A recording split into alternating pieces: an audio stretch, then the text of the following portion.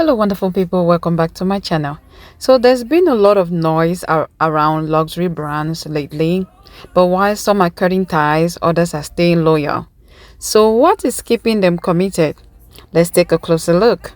To the haters who are trying to shame us for having bought from luxury brands in light of the China exposure, guess what? We did it then and we'll be doing it again.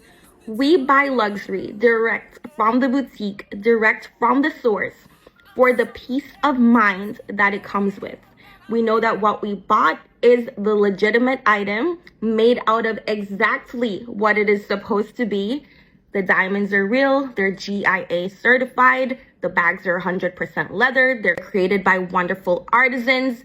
We get lifetime warranty from some of the boutiques. Bottega is one of them. You can always get your bag replaced, stuff like that. So that is why we're truly buying luxury. And also we love it. We see it, we like it, we want it, we got it. And if we have the money to spend on it, why not? Now, I'm not a hater, so I do appreciate that China is creating this awareness around the role that they have in luxury production. And as is expected, guys, if you buy a Coke from McDonald's for $2, it was probably produced for 2 cents. So we do know that there is going to be markup. It's just that right now markup is super inflated, but that is another story. What will be happening, though, is a lot of fraudulent artisans are going to pop up out of China who are going to lure you in trying to buy from them. And what you're going to end up with is a dupe. If you don't have the money to buy the $5,000 to $10,000, $15,000 handbag, go ahead and get something that is within your price range, that is made of quality materials and produced by wonderful artisans. Same thing goes for your jewelry.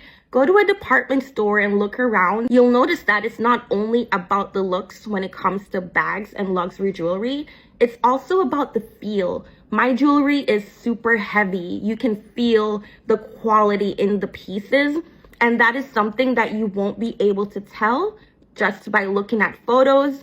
So it is better to be safe than to be sorry. Now, the one thing that I would never buy from a luxury designer, like if you choose to buy from the source, but you don't have the budget for the more high-end items and you think, oh, I only have $500, so let me go ahead and buy something from the lower spectrum of a luxury designer, do not buy those Hermes click-clack bracelets. They're made out of enamel, the things we use to make cups and bowls and saucers. Don't do that. That is overspending. This is where you truly shouldn't be spending your money on luxury. If you're going to spend on luxury, get something good. Get something that has the value, that is made out of quality materials. Don't go buy an enamel bracelet for $800 just because it's a click-clack from Hermes. It would be better you just bought something from, say, David Yurman or Roberto Coin.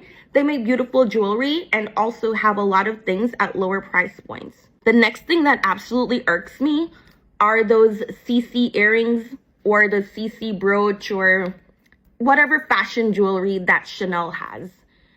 At the end of the day, those things are fashion jewelry. They're not made out of real gold, real silver. They're literally fashion items and they're not gonna last you. And the wear and tear is gonna be so bad.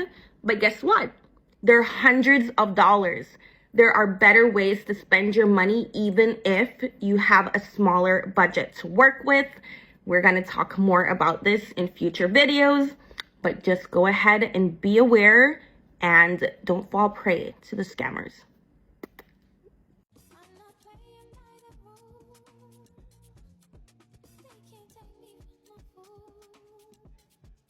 Why is it good to invest in luxury goods? One of the reasons that you will never lose money buying luxury good items is because they'll always increase in value. For example, I know people in Russia that had acquired these different types of Chanel bags, Hermes bags from the retail stores in Moscow, went outside, to other countries like London actually, and they sold it for 20, 30, 40% above the retail price. And that same goes for Patek Philippe. I know some people that have bought the watch for 30,000 pounds and they sold it for 130,000 pounds within 24 hours, which gave them a 100,000 pound profit. Therefore, you will never lose value buying retail luxury items. It is a way to save money and is also to make a profit from it.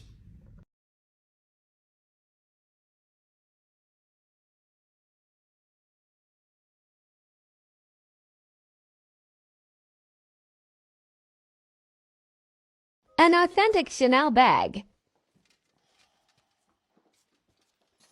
Alright. It's not genuine, unfortunately. Oh, really? Yeah.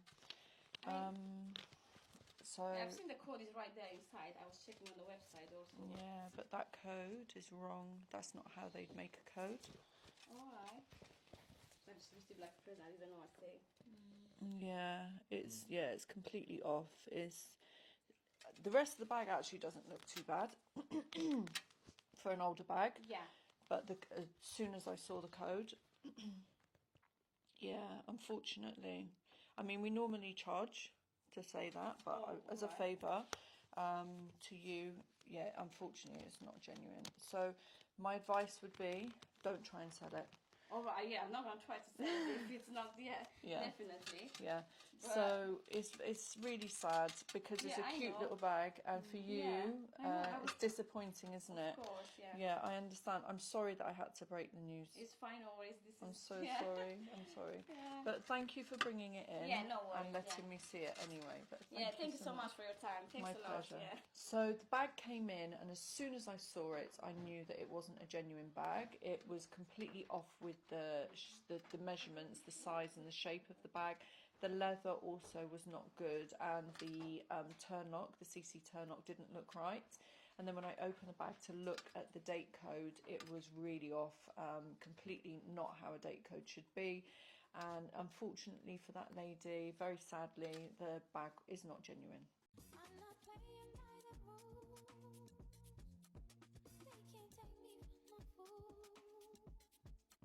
So will I still buy designer handbags? Short answer, yes. Why not?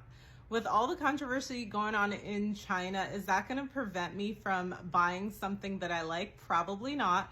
But I'm a little different with my shopping. So I've never stepped foot into a Louis Vuitton, Chanel, or Hermes boutique. I've never bought a designer bag new in store from a boutique. I've always been a pre-loved shopper or a discount shopper. I've only been into a Burberry outlet and a Gucci outlet 1 or 2 times. I buy my sunglasses from Nordstrom Rack, so I don't think it's really gonna change the way I shop that much. Over the years, I've accumulated a few bags, so I don't think I need any more designer handbags. So if I don't need something, I'm not gonna buy it. But if I want something and I feel like I need a new bag, I don't think anything is gonna stop me from buying it. One of the reasons I even started on TikTok was to post videos of how you could get designer handbags for cheap prices on places like eBay and reseller sites. I resold bags for a long time because I knew how cheap I could get them and then upcharge them to resell to other people. I'll probably still post videos on how to get cheap designer bags.